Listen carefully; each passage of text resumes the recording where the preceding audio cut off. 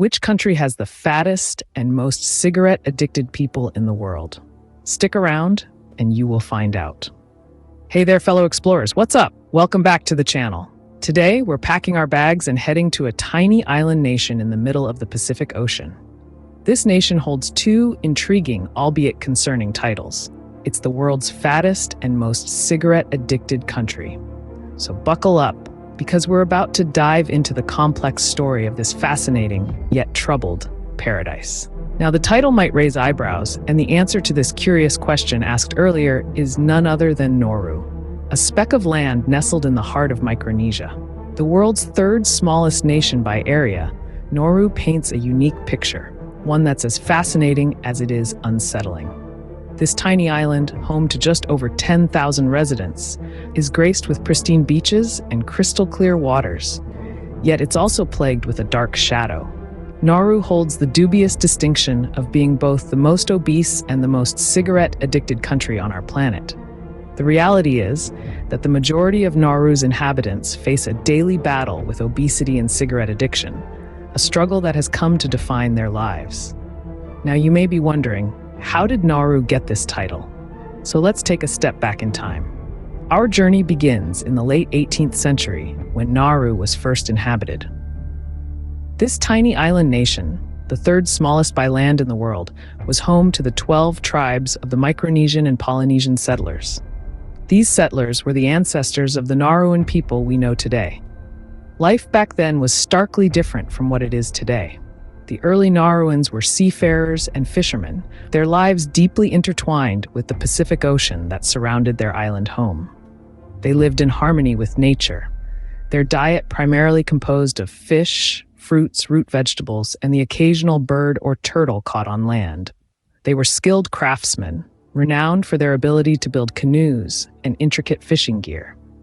Their culture was vibrant, filled with myths and legends passed down through generations. Their societal structure complex and hierarchical.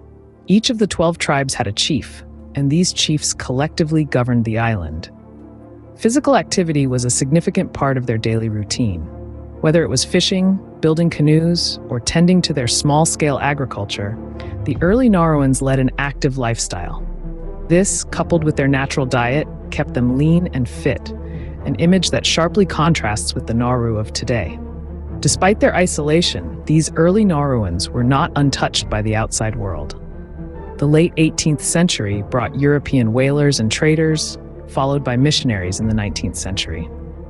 These encounters introduced new elements to the Nauruan culture and lifestyle, setting the stage for the changes that were yet to come. But the biggest change came with the discovery of phosphate in the early 20th century. This transformed Nauru from a simple fishing community to a booming mining economy, altering their way of life forever. From this humble beginning, Nauru was set on a path that would drastically change its future. The tale of Nauru is a cautionary one, a stark reminder of how rapid changes can have unforeseen and far-reaching impacts. The tale of Nauru is a cautionary one, a stark reminder of how rapid changes can have unforeseen and far-reaching impacts.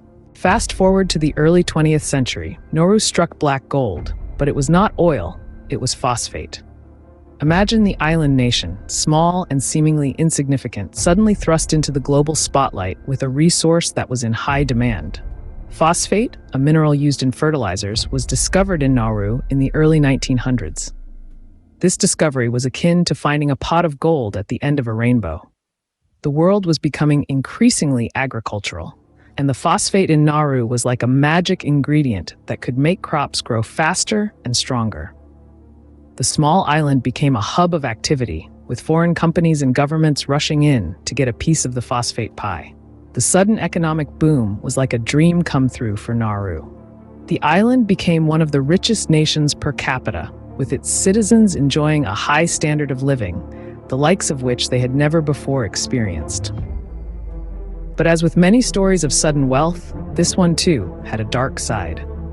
The phosphate mining led to an environmental catastrophe. The process of mining this mineral involved stripping away the top layer of the island's soil, leaving behind a barren and desolate landscape. Over time, a significant portion of Nauru's once lush and tropical environment was transformed into a lunar-like surface. What's more, the phosphate reserves were not infinite. By the late 20th century, the phosphate was nearly exhausted. The revenue from the phosphate mining, which had once made Nauru so wealthy, started to dwindle. The country had relied so heavily on this single resource that when it was gone, the economy was left in tatters. The government, once flush with cash from phosphate sales, found itself struggling to provide basic services. Unemployment rose, and the standard of living fell. The island's residents, who had once enjoyed a comfortable lifestyle, were now facing an uncertain future. With the phosphate reserves depleted, Nauru's economy collapsed, setting the stage for a public health crisis. This would mark the beginning of a new chapter in Nauru's history, one that is unfortunately characterized by obesity and cigarette addiction. With an economy in ruins and a devastated landscape, Nauru faced a new challenge in the late 20th century: a health crisis. As the once prosperous phosphate reserves dwindled, Nauru found itself grappling with an unexpected adversary: a mounting health crisis. The country, now infamous for its high obesity rates and smoking habits, was blindsided by the severity of this issue. In the latter part of the 20th century, Nauru's citizens began to experience a drastic shift in their health. Obesity rates skyrocketed, and the island nation quickly became known as the fattest country in the world. More than 90% of adults were classified as obese, a statistic that painted a grim picture of the nation's health. But what led to such high obesity rates? The answer lies in the country's sudden wealth and the subsequent shift in lifestyle and diet. As Nauru's economy flourished during the phosphate boom, the islanders started importing processed food, replacing their traditional diet of fresh fish, fruits, and vegetables. This transition, coupled with a more sedentary lifestyle, set the stage for the obesity epidemic. Parallel to the obesity issue, Nauru also grappled with an alarming rate of smoking. It was estimated that over 2/3 of the population were regular smokers. The introduction of Western lifestyle habits, including smoking, had a profound impact on the health of the Nauruan population. The readily available cigarettes, coupled with a lack of public health awareness, contributed to this widespread addiction. The health crisis didn't stop at obesity and smoking. It spiraled into a myriad of other health problems, including heart disease, diabetes, and lung cancer. The country's health infrastructure, already strained by the economic collapse, struggled to cope with the growing burden. The health crisis in Nauru serves as a cautionary tale for the world. It highlights the devastating impact of rapid economic growth without sustainable planning, the dangers of adopting unhealthy lifestyle habits, and the importance of public health awareness. The health crisis in Nauru is a stark reminder of the long-term consequences of short-term gain. So, where does Nauru stand today?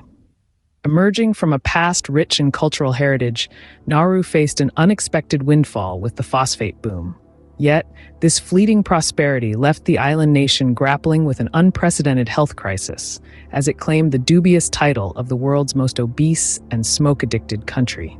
The story of Nauru isn't just one of a small Pacific island, but a stark reminder of how rapid industrialization and a lack of foresight can lead to severe health and environmental consequences.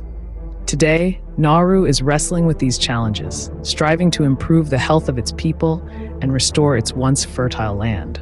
Efforts are underway to curb the obesity and smoking epidemic, promoting healthier lifestyles through education, awareness, and policy changes. Environmental restoration, too, is gaining momentum with initiatives to rejuvenate the depleted phosphate lands. Nauru's story serves as a cautionary tale for the rest of the world. It reminds us that our actions today can have far-reaching consequences for our health and environment. What do you think about Nauru's story?